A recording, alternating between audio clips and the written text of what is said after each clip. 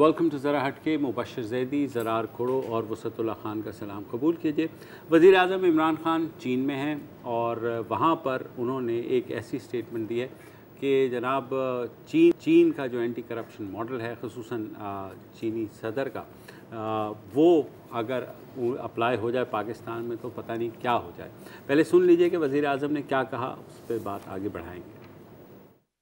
That some 400 people, ministerial level in the last 5 years have been convicted on corruption and put behind jail.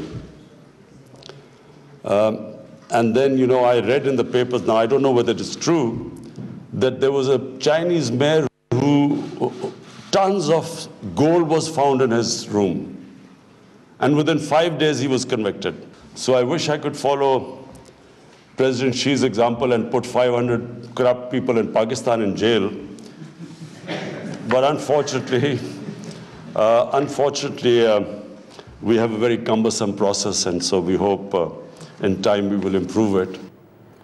तो जनाब कह रहे हैं ministerial level पे तो इनकी काबीना तो खौफजदा हो गई होगी। हाँ, वही मसला है। और जहांगीर तरीन साहब तो बिल्कुल ही वो हटके बैठ गए होंगे क्योंकि वो उनको सादिक और अमीन डिक्लेयर किया था। अच्छा, ये जो बात कर रहे हैं ना कि वो बेसमेंट उसके घर में मिले थे टन्स ऑफ गोल्ड, ये बात सही है। वो 5 दिनों का मुझे नहीं पता। शुक्र है कि वो चाइनीज इंजीनियर की कहानी नहीं सुनाई है। यार दिल तो मेरा भी चाहता है ज़रार के मैं तुम्हें गोली मार दूं, लेकिन क्या करूं, कानून इजाजत नहीं देती। कभी कभी बहुत गुस्सा आता है। गिलास मार सकते हैं, गिलास भी नहीं मार सकते। थोड़ा सा मतलब आपने टेंशन दे दी है, मतलब के साथ पता नहीं क्यों। अगर मैंने गिलास भी मार दिया तो फिर लोग मुझे अजीम कैसे कहेंगे? नहीं, देखो यार, देखो बात ये है कि चीन में ये कह रहे हैं चीन, जस्टिस रिटायर्ड जावेद इकबाल जो नैब के सरबराह हैं वो कह रहे हैं सऊदी अरब। अच्छा जी, बहुत चाहता है कि चीन का निज़ाम हो या सऊदी अरब का निज़ाम हो। अच्छा, चीन में मिनिस्टीरियल लेवल पे कार्रवाई इसलिए आसान है और सऊदी अरब में भी कि वहाँ अपोजिशन तो है नहीं, तो सरकारी अहलकार और वज़ीर ही बचे हैं। ज़ाहिर है या तो वो करप्शन कर सकते हैं या करप्शन नहीं कर सकते। अच्छा, यहाँ अल्हम्दुलिल्लाह डेमोक्रेसी है तो आधा वज़न जो है वो अपोजिशन उठा ही लेती है, इसलिए कभी ना कभी तो हुई होगी। मैं ये कह रहा हूँ कि इतना जो घूम के ये बगला पकड़ रहे हैं, ये सीधा जो चेक एंड बैलेंस सिस्टम है उस पे ध्यान क्यों नहीं दे रहे? अच्छा, ये जो हैं लुई दी 14 पे तो बड़ा सचता था ये ना कि लेता से मुआ, और आपने देखा उसको फिर बाद में ग्लोटीन हुआ, उसके साथ भी इंसाफ हुआ। मैं ही रियासत हूं। नहीं, लुई 14 के साथ कुछ नहीं हुआ सर, वो उसके बाद हुआ था। हाँ। मेरे 16 के साथ हुआ था। मेरे जहल की माफ़ी। अच्छा, फिर मुझे अब याद आता है कि ले जाओ इसे जिंदा में डाल दो, इसे हाथी के पांव तले कुचलवा दो, इसे फसील से गिरवा दो। ये इंसाफ होता था बादशाहों का, जो मुल्क भी होते थे, रियासत भी होते थे, अदालत भी होते थे।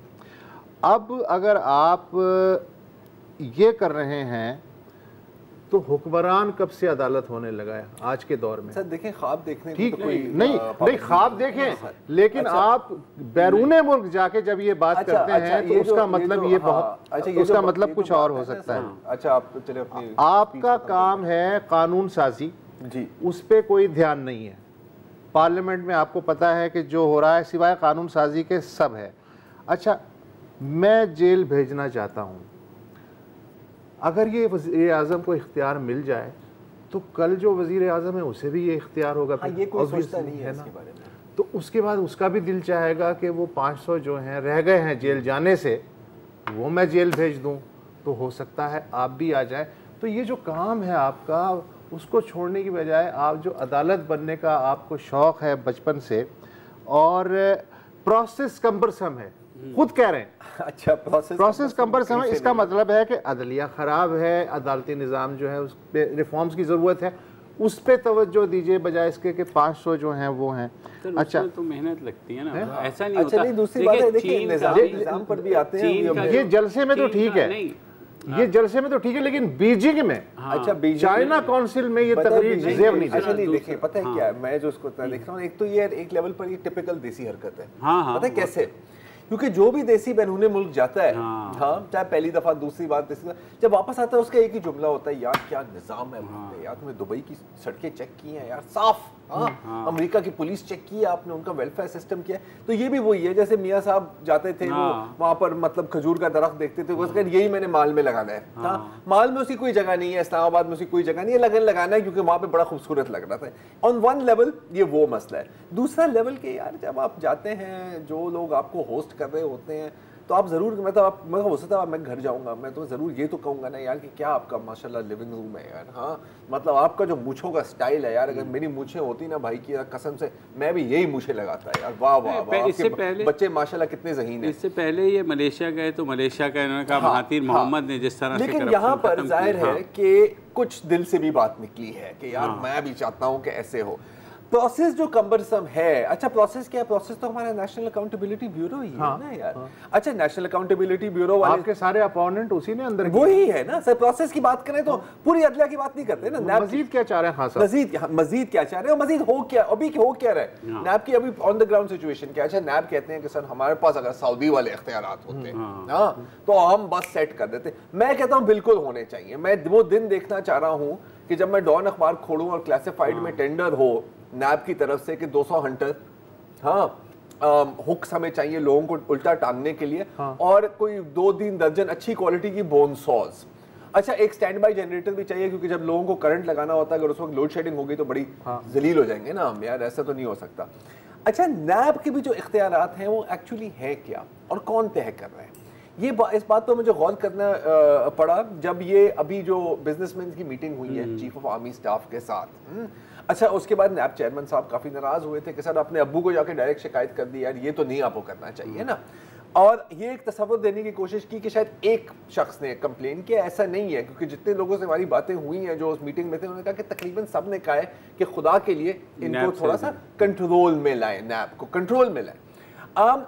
फिर उसके बाद चेयरमैन साहब कहते हैं कि जी चलें, अगर आप इतने ही नाराज हैं और आप डायरेक्ट मतलब टीचर को आपने कंप्लेन कर दी, प्रिंसिपल को इनफैक्ट, तो हम चलें अब से हम बिजनेसमैन और इन तरह के लोगों पर हम केसेस नहीं टैक्स चोरी और डिफॉल्ट के केसेस जो बिजनेसमैन पे हैं वो नहीं लेंगे। तो या तो आप कानून पे चल रहे हैं या तो आप अपनी चॉइस पर अपने मैंडेट को आगे पीछे कर सकते हैं। तो ये भी एक सवाल है यार, इसका मुझे जवाब चाहिए।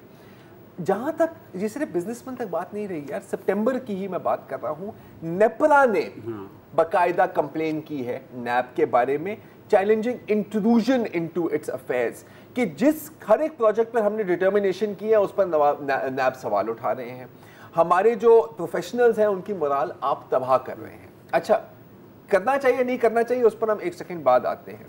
फिर security and exchange commission of Pakistan ने भी तकरीबन यही बात की है कि sir bring it under control.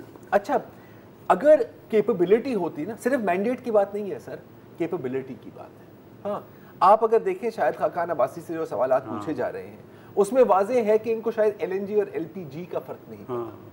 आप एक $multi-billion प्रोजेक्ट जो टेक्निकल प्रोजेक्ट है जिसके लिए आपको टेक्निकल नो हाउ चाहिए, आप उसको इन्वेस्टिगेट कर रहे हैं और आपको ये नहीं पता कि LNG क्या होती है और LPG क्या होती है, टर्मिनल कैसे ऑपरेट करता है, कितना बड़ा पाइप चाहिए, कितना बड़ा पाइप, और ये कह के दिस इज अ प्रॉब्लम। देखो ये प्रॉब्लम सिर्फ नैब के साथ नहीं है। ने कहा कि PSO ने क्यों नहीं लगा दिया। देखो ये प्रॉब्लम PSO ने क्यों नहीं लगा, सिर्फ नैब के साथ नहीं है, रिकोदेक केस का बिल्कुल जो हुआ वो भी टेक्निकल केस था, उसकी वजह से पाकिस्तान को कितना नुकसान है, स्टील मिल का जो हशर हुआ उसके बेचा जाए या ना बेचा जाए, तो ये टेक्निकल चीज़ें हैं और ये हर आदमी ये समझता है कि वो उसका एक्सपर्ट है।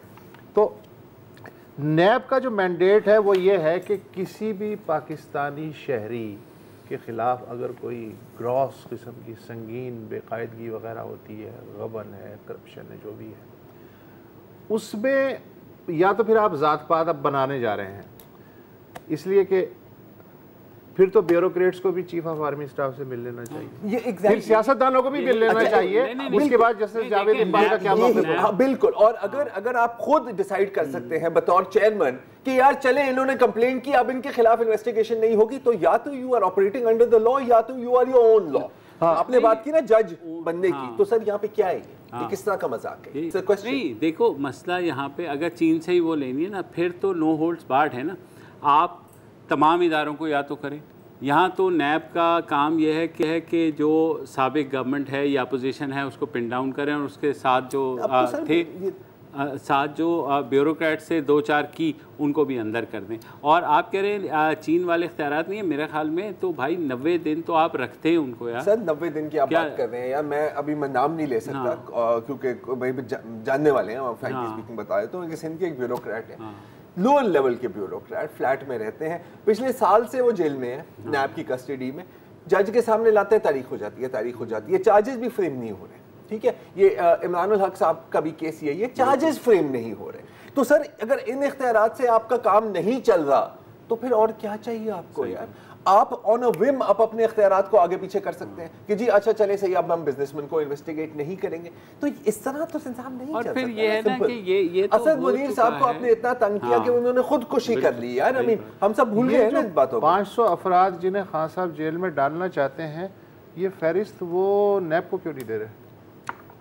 ये तो चले बोलने वाली ये बात तो है पता नहीं। आप मैं आपको दूसरी बात, बात ये वो 90 दिन वाली 500 लोग हैं। देखिए, जब तक आप खुद से अपनी जमात में नहीं शुरू करेंगे एहतसाब, कोई है ही नहीं। मैं सर ये देखें, आज वो जस्टिस इब्राहिम खान जो हैं पेशावर हाई कोर्ट के, उन्होंने कहा जी ये BRT क्या इस सदी में बन जाएगी, और क्या मैं अपनी उम्र में उसको बनता देख लूँगा? तो एक मंसूबे आपके सामने है जो कि डिले यार ये बताओ, अगर BRT चाइना में होता तो क्या होता? वेल चाइनीज इंजीनियर की कहानी तो आपने सुनी होगी ना यार। वो नहीं, कभी हुआ नहीं था। अच्छा तो उसके लिए हमें अमीर अब्बास का पेपर लेना पड़ेगा। अच्छा इंटरेस्टिंग बात आपको मैं बताऊं कि चीन में भी एंटी ग्राफ्ट कैंपेन चल रही है, चीन की करप्शन रैंकिंग भी बढ़ रही है बिल्कुल उसके साथ साथ। अच्छा पहले होता था कि 3 मिलियन 1 लाख युआन अगर से ऊपर आपने घपला किया तो सजाए मौत है। अब उसको 3 मिलियन कर दिया है, लेकिन इन रियलिटी वो सजाए मौत एक्चुअली सुनाई नहीं जाती। उसको कम्यूट किया जाता है लाइफ इम्प्रिजनमेंट से, उसको भी कम। तो चाइनीज मॉडल को भी पहले आप समझें कि वो एक्चुअली है क्या, फिर आप उसको इम्प्लीमेंट करें। और ये भी आप समझें कि वो चीनी है, हम पाकिस्तानी है, थोड़ा सा फर्क करता है। और खान साहब को किसने बताया नहीं कि मैंने अभी देखा कि पिछले 1 साल का चाइना का एंटी करप्शन का कोई 1000 से के लगभग लोग उन्होंने पकड़े हैं, और तकरीबन उनसे $519 मिलियन जो है वो रिकवर किया है। अब हमारे यहाँ मसला ये है कि आते ही आप कहते हैं कि जी $20 अरब हैं, और $200 अरब सॉरी, वो आकर के लेंगे तो वो उसके मुंह पे मारेंगे, उसके मुंह पे मारेंगे। In reality you don't have anything. I mean आप करप्शन का नाम लेकर के आए, आपको चाहिए कि परसू करते, आपने ख़ुद को डिस्टेंस कर लिया क्योंकि आपको पता था कि वो एहतसाब का निज़ाम कहीं और चल रहा है। फिर यह है कि अगेन दूसरे इदारों की तरफ, किसी भी इदारे से आप पूछ लें सियासतदानों को छोड़ के कि जनाब, वो कहते हैं जी हमारा इंटरनल सिस्टम है, हम खुद देख रहे हैं। तो लॉ जिस जगह सिलेक्टिवली अप्लाई होता है तो क्या दूसरे इदारों में करप्शन नहीं है? जुडिशरी में मतलब लोअर लेवल पे यार तो आप जाओ, मतलब यार वो वहाँ रीडर आपसे पैसे मांगता है, कॉपी निकालने के आपसे पैसे मांगता है, जो ऑर्डर जज का है उसके लेने के आपसे पैसे मांगता है, वकील आपसे कहता है कि जनाब ये तो सारा कुछ हो रहा है। लेकिन तो जब उस पर बात करें तो नहीं, इंटरनल सिस्टम आ जाता है। और दूसरी जो मेरे लिए जो सबसे बड़ा जो मसला है, एक तो ये बड़ा मसला है, मैं इसको मानता हूँ कि यार जिन इश्यूज को आप इन्वेस्टिगेट कर रहे हैं, क्या आप में इतनी काबिलियत है कि आप उन इश्यूज को समझ सकते हैं इन्वेस्टिगेट करने से पहले, या दोबारा हमने अपने साथ कार्की और रिको डिक वाला सीन कराना है? मुझे इस चीज का डर है। और कम से कम बेसिक पैरामीटर्स तो सेट कर देना कि जनाब कानून सबके लिए एक है, चाहे वो किस इदारे से ताल्लुक़ रखता है, चाहे वो मीडिया से है फॉर दैट मैटर। तो सबके साथ एक जैसा सलूक नहीं करेंगे तो आपको कुछ भी नहीं मिलेगा। आपसे वही सलूक किया जाएगा जो अगली हुकूमत करेगी। अब पता है बोर गुफ्तगू बोर हो गया, अब ब्रेक ले लो यार, ब्रेक ले लो।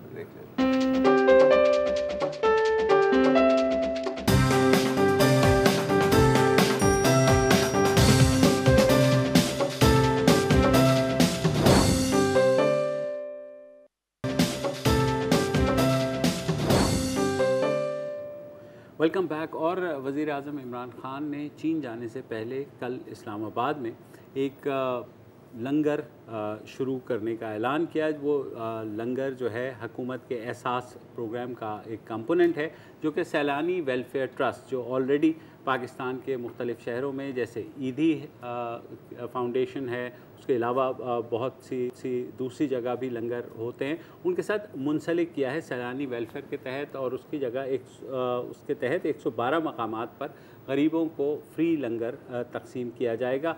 वज़ीर आज़म ने इससे पहले जो शेल्टर होम्स एहसास प्रोग्राम के तहत भी बनाए। तो एक बहस उसके बाद सोशल मीडिया पे हस्ब मामूल ज़ाहिर है शुरू हो जाती है। और यार मुझे पता है, हाँ, मुशी है कि एहसास किया, एहसास लंगर नाम ठीक है, लेकिन यार ये जो तस्वीरें खिंचवाई हैं ना इन्होंने, सालन की प्लेट देते हुए, रोटी देते हुए, खुदा के वास्ते यार रियासत मदीना का नाम ना ले। रियासत मदीना में ऐसे नहीं होता था। रियासत मदीना में टीवी कैमरे भी नहीं, दाएं हाथ से दो तो बाएं हाथ को पता ना चले। ज्यादा आइडियल नहीं, फिर रियासत मदीना का नाम मत ले यार। फिर आप काउंसलर के लेवल पे जो बेवा को सिलाई मशीन तकसीम की जाती है उस लेवल पे क्लेम करेंगे, ठीक है। लेकिन मैं आपको बताऊं, अगर ना होता तो सब ये कहते कि वजीर आजम ये लंगर खाएगा। मैं उस पे आता हूँ। सस्ती शोहरत जो है वो काउंसलर को तो जेब देती है, प्राइम मिनिस्टर ऑफ स्टेट को जेब नहीं देती। इज्जत नफ्स नाम का एक जानवर होता है। मैं आपको खाना खिलाऊं और यूं करके जैसे आपने कोई बहुत बड़ा तीर मारा है।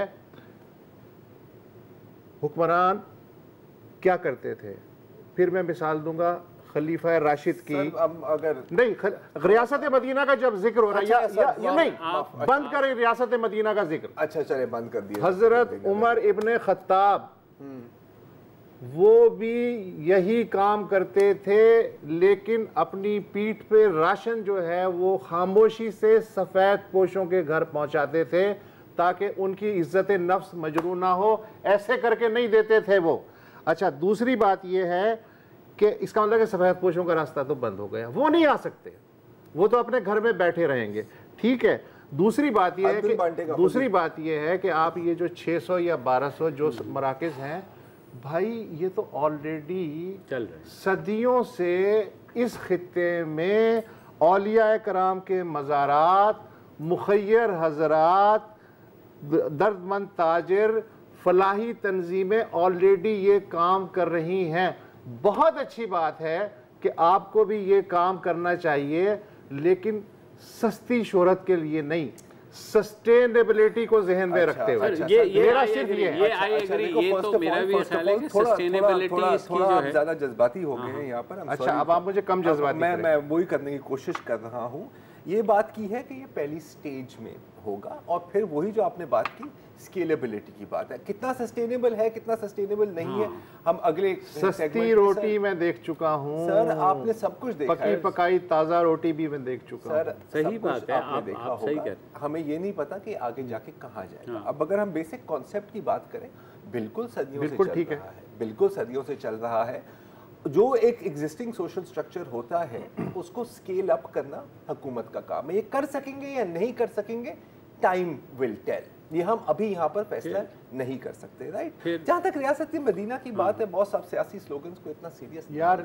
अच्छा, रियासत मदीना को सियासी स्लोगन तो मत बनाइए, ये तो बनाया हुआ है ना सर, तो ये क्या है, आपको क्या लग रहा है? नहीं, वो फिर उसका हशर क्या होगा? On principle you can disagree with it, लेकिन हम अगर थोड़ा सा इशू पर आ जाए, अगर आपका ये ख्याल है कि देखें, नॉर्मली जो लंगर होते हैं वहाँ कौन जाता है? जो हमारी लेबर क्लास है, majority, which is our biggest labour force anyways, जो लेबरर्स हैं जो काम करते हैं, वो आपने भी देखा है, सैलानी के वेलफेयर है, ईदी है, हाँ, बंदा जाता है, सिर्फ सफेद पोश नहीं जाते, सिर्फ लेबरर्स नहीं जाते। देखिए, जो डिबेट चल रही है ना, जिसका आपने जिक्र किया था, मैं थोड़ा सा उसकी तरफ आना चाह रहा हूँ। मुझे बड़ी हैरत होती है, इनफैक्ट थोड़ी सी हंसी आती है कि वही लोग, और मैं सारी पीटीआई के सपोर्टर्स की बात नहीं कर रहा, लेकिन एक बहुत बड़ा हिस्सा बेनजीर इनकम सपोर्ट प्रोग्राम के बारे में क्या कहते थे कि आपने लोगों को भिखारी बना दिया। सही।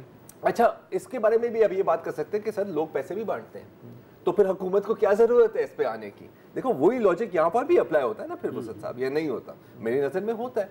वो उसको क्रिटिसाइज करते हैं और कहते हैं कि यार ये बड़ी अच्छी बात है। अच्छा, आज मैंने क्या देखा है कि वो लोग जो अपनी जान देते थे BISP को सपोर्ट करते करते इसको क्रिटिसाइज कर रहे हैं, तो कौन हो तुम लोग यार?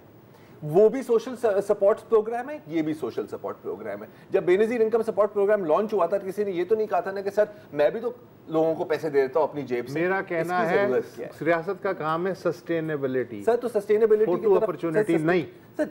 एक्चुअली आई विल डिसएग्री, दोनों काम है रियासत के और पॉलिटिशियन का काम है फोटो अपॉर्चुनिटी। क्या हो गया यार, कोई अभी का पहली दफा ये चीज। लेकिन इमरान खान, मैंने वजीर आजमों को सिलाई मशीन्स डिस्ट्रीब्यूट करते हुए इमरान खान वक्री टाइप का पॉलिटिशियन है, उनका ये दावा है। Sir all politicians are politician. अब ये देखो यार, अब फलसफे की तरफ हमने जाना है तो फिर हम अपना टाइम वेस्ट कर रहे हैं। खुद अपने मुंह से कह रहे हैं यार। अरे यार अपने मैं अपने मुंह से अपने आप को मीरा कहूं, मैं मीरा बन गया। किस हुक्मरान ने अपने मुंह से नहीं कहा कि वो मुल्क में गुर्बत खत्म करेगा? वो भी सियासी स्लोगन है ना सर।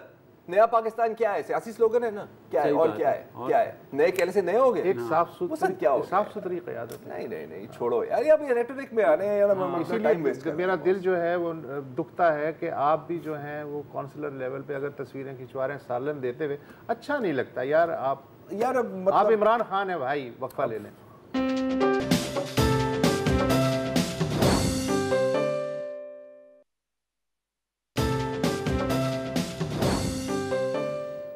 वेलकम बैक जी। बात हो रही है लंगर स्कीम और सस्टेनेबिलिटी, और ये सवाल बार बार उठता है कि क्या ये वाकई हुकूमत का काम है? जब बाकी लोग ऐसे काम कर रहे हैं तो आपको क्या ज़रूरत है इनकी? एक आर्ग्यूमेंट है, लेकिन जब हम सस्टेनेबिलिटी की बात करें तो हमें ज़रा दुनिया को भी देखना होगा कि यार जाहिर है कि ये कोई पहला मुल्क नहीं है दुनिया में जिन्होंने इसके बारे में सोचा होगा। सूप किचन्स की अगर हम बात करें तो मैं यूएसए का पहले एक महंगा एग्जाम्पल आपको देता हूँ। यूएसए में सूप किचन्स और जो होमलेस शेल्टर्स होते हैं उनको वफाकी फंडिंग मिल सकती है। एक पूरा एक तरीका कार है वही सस्टेनेबिलिटी के बाद कि कुछ टर्म्स एंड कंडीशंस आपको पूरी करनी पड़ती हैं। एक दफा आपको ग्रांट भी मिल जाए तो फिर जो लोकल बिजनेसेस हैं वो बिडिंग करते हैं कि जी फर्ज करो कि अच्छा आपको 30 रुपए के अंदर एक प्रॉपर न्यूट्रिशियस मील चाहिए, हम आपको वो सप्लाई करेंगे। तो एक तरह से कूपन होते हैं, ओपन होता है टेंडर जैसे कूपन नहीं मैं कह रहा हूँ कि जो लोकल रेस्टोरेंट्स और बिजनेसेस है ना वो आपको बना के पैकेजेस देते हैं। एक तरह से बिल्कुल एक तरह से इकोनॉमिक ग्रोथ भी होती है। अच्छा, अब हम आ जाए थोड़े से अपने खिते में या अपनी मिलते जुलते ममालिक की तरफ, तो ब्राजील में कम्युनिटी किचन्स हैं। अच्छा, यूके में भी अब फूड बैंक्स और कम्युनिटी किचन्स जिनको फेडरल गवर्नमेंट से भी फंडिंग मिलती है। भारत की अगर हम बात करें तो तमिलनाडु में अम्माज कैंटीन्स बहुत मशहूर हैं। 1 रुपए की इडली, 3 रुपए की दाल या कोरमा इस तरह के मिलते हैं, और इनको स्टेट तमिलनाडु की जो रियासत है वो उनको सब्सिडाइज करती है। तो ऐसा नहीं है कि सिर्फ यहाँ पर हो रहा है, और ऐसा भी नहीं है कि वहां पर पहले से ये सिस्टम मौजूद नहीं था। आंध्र में 1 रुपए किलो चावल सर लोग खराब देते हैं ना। आई मीन इतना तो फिर ये तो फिर पाकिस्तान की अगर हम मिसाल ले नहीं तो देखो यार, जैसे लोग ज़कात बांटते हैं ना, तो अगर लोग ये कहें कि यार हम ज़कात देते हैं आपको BISP की क्या जरूरत है, तो वो गलत आर्ग्यूमेंट है। अगर कोई ये कहे कि यार आपके पास ईदी की एम्बुलेंस है तो रियासत की एम्बुलेंस सर्विस की होनी चाहिए, ये भी गलत आर्ग्यूमेंट। तो यहाँ पर भी मेरी नज़र में ये आर्ग्यूमेंट की इतनी लॉजिकल वैल्यू नहीं रहती। बहरहाल अगेन जाएगा कहाँ, इसको सस्टेन कैसे करना है और इसको मॉडर्नाइज कैसे करना है।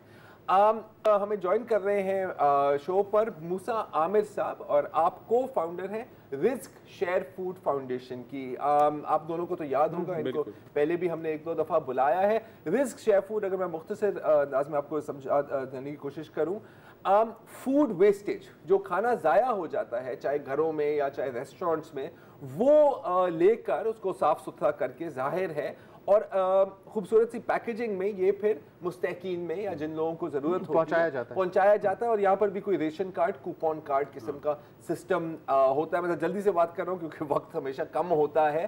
तो मूसा साहब, आपने भी ये इनिशिएटिव देखा होगा लंगर स्कीम का, और आप रिस्क शेयर फूड का भी, पॉवर्टी एलिविएशन और सोशल सिक्योरिटी पर भी काफी काम है। क्या ये प्रोजेक्ट ज़ाहिर अभी तो शुरू हुआ है, इसको सस्टेनेबल करने के लिए क्या करना पड़ेगा, किस तरह का सिस्टम बनाना पड़ेगा? हेलो, अस्सलाम वालेकुम, thank you for having me here. सबसे पहले अगेन एज अ सेट के आप लोग हमेशा हम दावत देते हैं whenever it's the question of food and sustainability, so we hold you in high regard regarding that.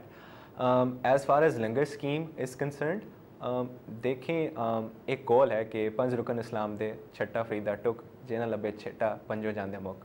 So we are not here to debate on the अमल of giving food, we are here to debate on the process actually, right? अब किसी भी programme को अगर मैं देखूं तो मैं 3 से 4 स्टेजेस में उसकी जो है ना उन मेट्रिक्स पे उसको जज करना चाहूँगा। अब ये लंगर स्कीम इमरान खान ने शुरू किया है, बहुत अच्छा प्रोजेक्ट है, but the first things first is के इसके आया गोल्स हैं क्या, so what is the major objective of it, what is the measurement of it and how is it translated into the larger strategy in its well, कि उसको आपने poverty alleviation के साथ लिंक कैसे कर रहे हैं, क्योंकि लंगर हम देखते हैं a lot of people will come, a lot of people will go, but उनको आप ट्रैक कैसे कर रहे हैं कि उनकी ज़िंदगी में रोज़मर्रा क्या बेहतरी आ रही है, मील एक दफ़ा मिलता है, अगली दफ़ा वो हो या ना हो, that's always going to be a question mark. दूसरी चीज़ regarding sustainability, I think it would be the targeting as well. Pakistan में there is a lot of food philanthropy, there is a lot of food wastage that is happening, but मसला ये नहीं है कि हम resource deficient है, मसला ये है कि हम resource inefficient है, हमें ये नहीं पता वो channelize कहाँ में, हाँ हमें ये नहीं पता कि वो channelize किधर किधर करें।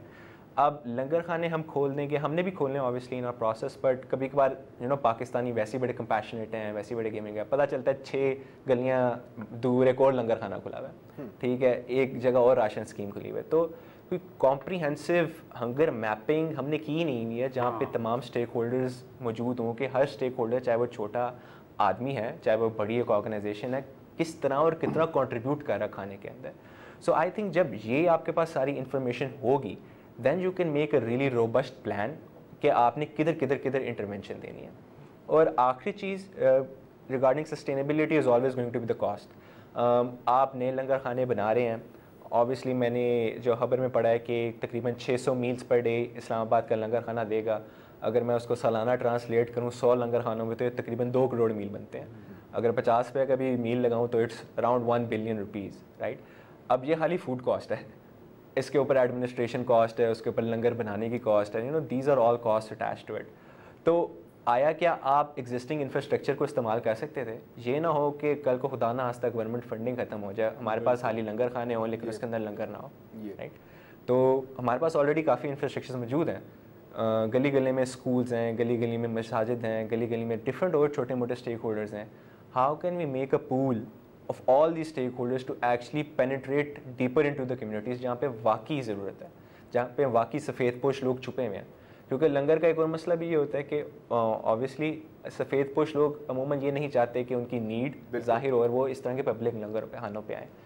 तो हम उस लंगर खाने का एक्सपीरियंस कैसे बेहतर कर सकते हैं कि इन लोगों की इज़्ज़त नफ्स मजरूह ना हो, क्या हम उनसे कोई टोकन प्राइस चार्ज कर लें ताकि सेल्फ सस्टेनेबिलिटी और उनकी सेल्फ सफिशेंसी भी आए। So these are the things जो कि हम जो ना दीज आर द थिंग्स जिस पे हमें फोकस करना चाहिए। अच्छा मूसा, एंड जैसे कि छोटी सी ब्रेक लेनी है हमारे, आप बहुत अच्छी आपने बात की, हम इसी बात को जारी रखेंगे एक छोटी सी ब्रेक के बाद।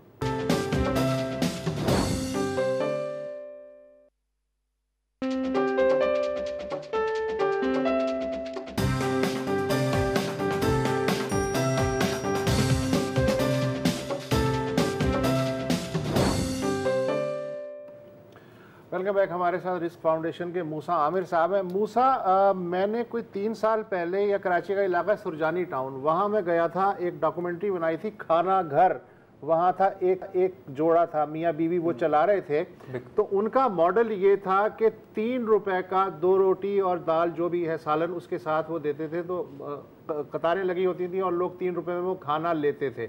लेकिन साथ ही साथ उन्होंने ये ऑप्शन भी रखा था कि अगर किसी के पास 3 रुपए भी नहीं है तो वो भी खाना ले सकता है। तो मैंने ये देखा कि ज़्यादा से ज़्यादा लोग जो हैं वो पैसे देने को तरजीह देते थे ताकि उन्हें ये एहसास हो कि वो खाना ख़रीद के खा रहे हैं, वो खैरात में नहीं खा रहे हैं। ये मॉडल कैसा है?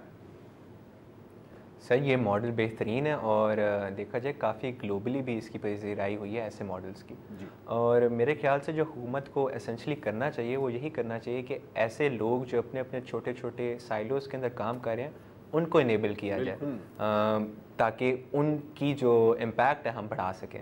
जैसे खाना खा रहे हैं, इस तरह की बेशुमार मसाले हैं जिसमें बड़े भी कुछ बहुत पुरानी ऑर्गेनाइजेशंस और कुछ बड़ी यूथ लेड ऑर्गेनाइजेशंस भी आजकल आ रही हैं। तो ऑल ऑफ दीज जो छोटी मोटी ऑर्गेनाइजेशंस, अगर इनका हम एक प्लेटफॉर्म बना लें जहाँ पे हम इन सारों को कंसोलिडेट करके कलेक्ट करके एक जो है ना स्ट्रैटेजी के तहत खाना खिलाएं, तो I think we can reach a far greater scale more sustainably.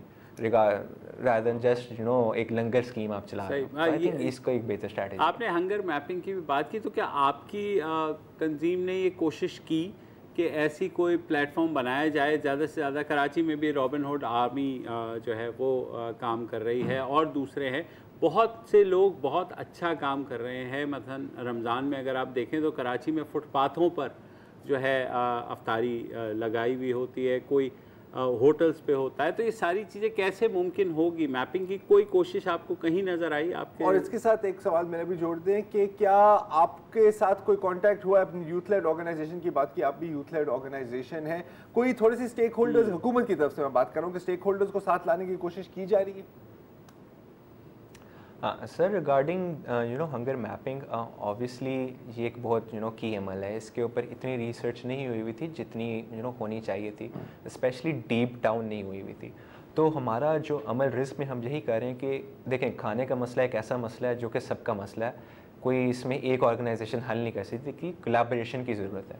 तो हम यही कर रहे हैं कि different organisations, different stakeholders की कोलैबोरेशन के तहत इस मसले को हल किया जाए।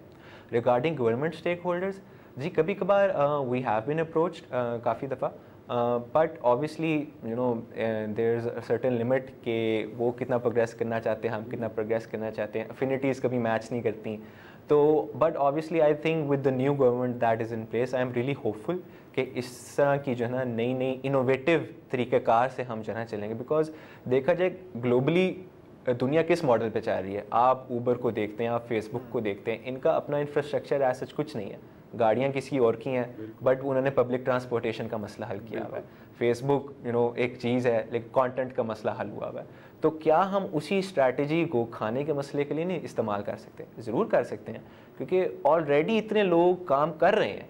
तो क्यों आप एक अपनी 1.5 ईंट की नई मस्जिद बनाएं, उनको इनेबल किया जाए कि जो कि ऑलरेडी ये काम कर रहे हैं, और उनके थ्रू हम ज़्यादा पेनिट्रेट करें, डिफरेंट लोगों तक पहुँचें। बिल्कुल सही, बहुत शुक्रिया Musa, I think explained it very well.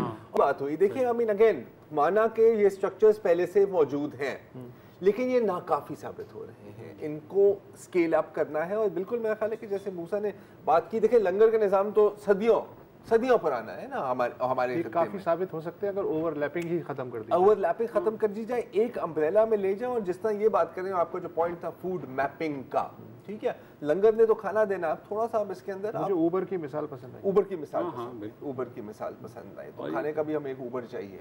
देखते हैं, चलिए लेट्स होप। आज के लिए इतना ही, कल दोबारा हाजिर होते हैं, इजाज़त दीजिए, खुदा हाफ़िज़। अस्सलाम वालेकुम। अगर आपको हमारे शो पसंद आया है तो प्लीज़ हमारे YouTube चैनल को सब्सक्राइब करें, और अगर मुनासिब समझे तो इस वीडियो को लाइक भी कर लें, तो कोई हर्ज नहीं है, और शेयर भी कर लें और कमेंट भी कर दें जी, वरना वो सब ऐसे ही लिखते रहेंगे। और ये जो दोनों कह रहे हैं ये कर लें जी प्लीज़, नहीं तो हमें भी घर जाना है, मैं आपके कंप्यूटर में नहीं रहना 24 घंटे। सही बात।